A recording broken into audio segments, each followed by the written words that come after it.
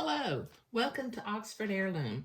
We're going to continue to construct our little teacup bonnet today.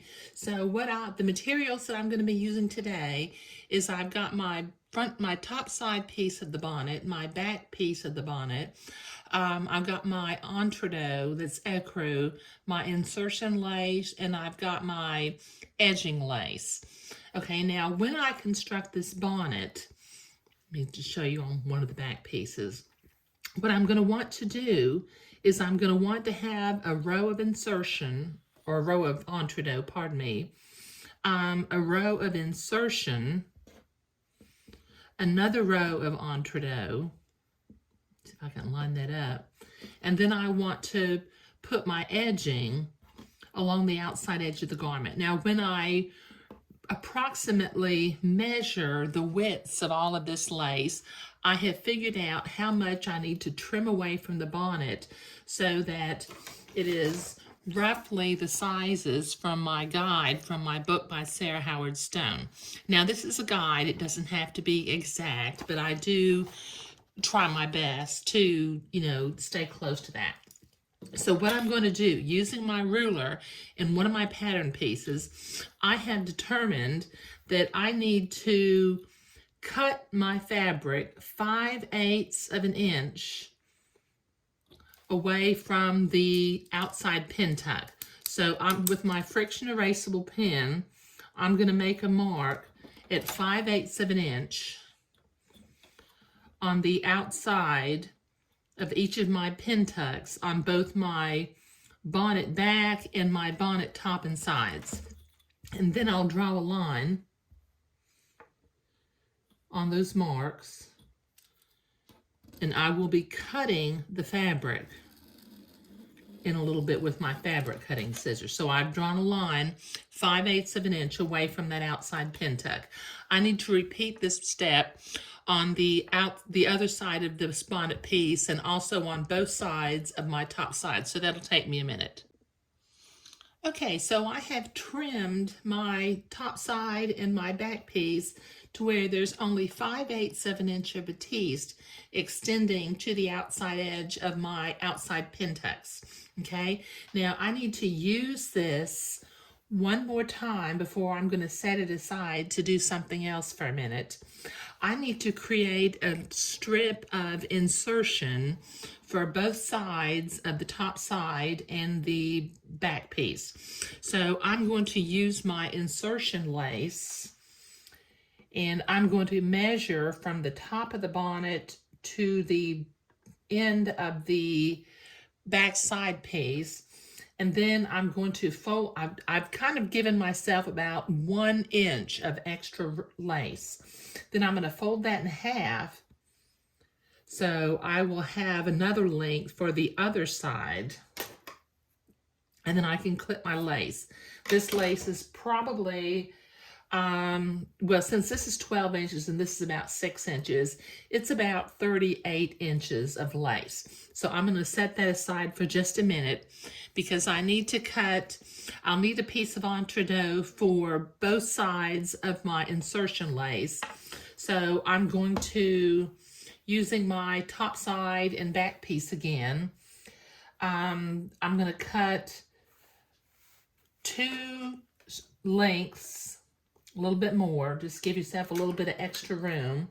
Okay, so that is for one side of the insertion. And then I'm going to line this up with my entredeaux.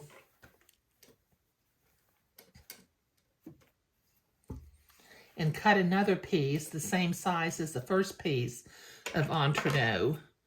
And that will be for the second side of my insertion lace. So I can set my entredeaux aside for the time being. Okay, now we need to start preparing the entredeaux to sew it to both sides of the insertion lace.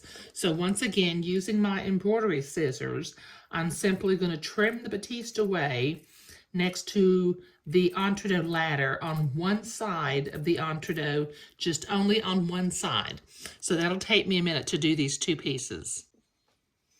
Okay, so I have trimmed one side of each of my pieces of entretot, and I've got my piece of Malin insertion lace. Now, right now, as I'm sewing the entretot to both sides of my insertion lace, I don't have to worry about the front side and the back side of the lace. And right now, I also don't have to worry that the lace is dimensional.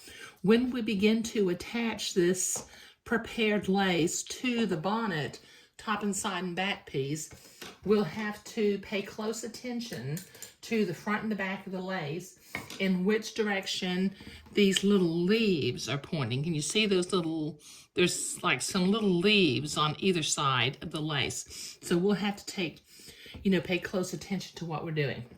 Now, in the last video, we were doing pin tucks, so just a couple of reminders. Make sure you set your machine back to your regular tension, and on mine, it's 2.5. I've got my twin needle out. I've got my beige ecru thread back in the top and in the bottom of the machine, and I'm going to set my machine to a zigzag in the correct length for sewing entretot to lace. And using the technique of sewing lace to entretot, we're going to begin to zigzag this entretot to the lace. Now, I always carefully lower my needle into the entretot ladder to make sure that I'm not piercing it. And very slowly, without losing control, I will start zigzagging the entretot to the lace. And as I've mentioned before, I don't use a fancy lace attaching foot. I have a 1/4-inch foot that has a fairly wide opening and a groove underneath it that the entretot slides under. And I just hold the lace together. I butt it next to each other and hold it with my finger, and that works just fine. Okay, now I've got about a little more than 3 feet of lace that I have to sew. And I need to attach this to both sides, the entretot, to both sides of my lace. So that'll take me a couple of minutes to do. Okay, so I have created my insertion panel, which will go on the top sides of the bonnet. It will go on either side of the pin tucks when I sew it on where I trimmed the fabric, where it's 5/8 of an inch away from the outside pin tuck. But I've got a little bit more than 3 feet of fabric. I've got enough lace for both sides of the top bottom, and I have enough lace for both sides of the back piece. Then it's just my habit when I make a bonnet like this and I'm doing the insertion, I go ahead and make one long piece that I can insert rather than preparing a lot of small pieces. But that's what we were doing today. We were preparing the lace insertion to go on the bonnet. And in the next video, we will be attaching the lace to the bonnet, taking care to orient our lace in the same directions and making sure that the fuzzy side of the lace is oriented toward the inside of the bonnet cap. But that's what we're doing today. Thank you.